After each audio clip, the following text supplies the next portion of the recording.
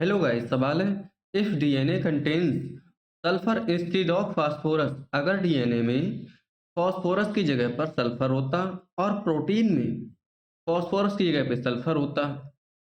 अगर डीएनए में सल्फर की जगह फास्फोरस होता और फास्फोरस की जगह सल्फर होता तो हर्शे और चेज के एक्सपेरिमेंट में क्या आउटकम निकलता वो बताना है।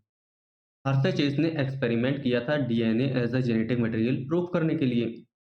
इन्होंने सल्फर और फास्फोरस के रेडियो एक्टिव आइसोटोप लिए थे, जिनका यूज़ करके उन्होंने प्रूव किया था कि डीएनए जो है वही जेनेटिक मटेरियल है, क्योंकि फास्फोरस ट्रांसफ़र हो रहा था डीएनए के साथ में रेडियो एक्टिव वाला, उससे पता लग गया कि डीएनए ही जेनेटिक मटेरियल है।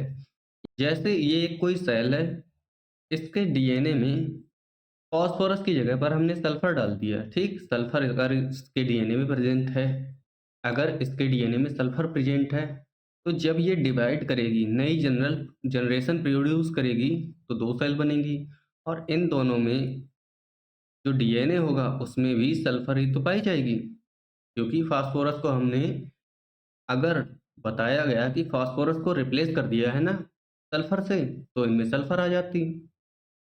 और डीएनए ही जेनेटिक मटेरियल होता है, इसलिए जो डीएनए पास आउट होता है पेरेंट से डॉटर सेल में, तो उसमें भी सल्फर होती। अब ऑप्शन देखते हैं। पहला ऑप्शन है no radioactive sulphur in bacteria. ये गलत बात लिखी हुई है।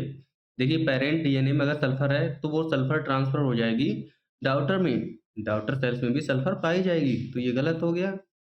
अगला ऑप्शन है both radio active sulphur and phosphorus in bacteria.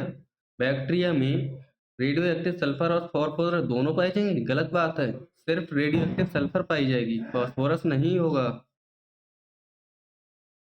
अगला स्टेटमेंट है radioactive sulphur in bacterial cell.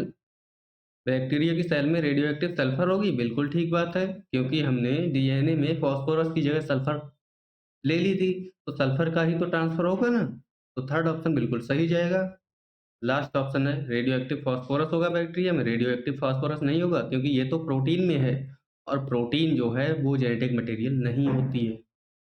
Third option correct हो गया। Thank you.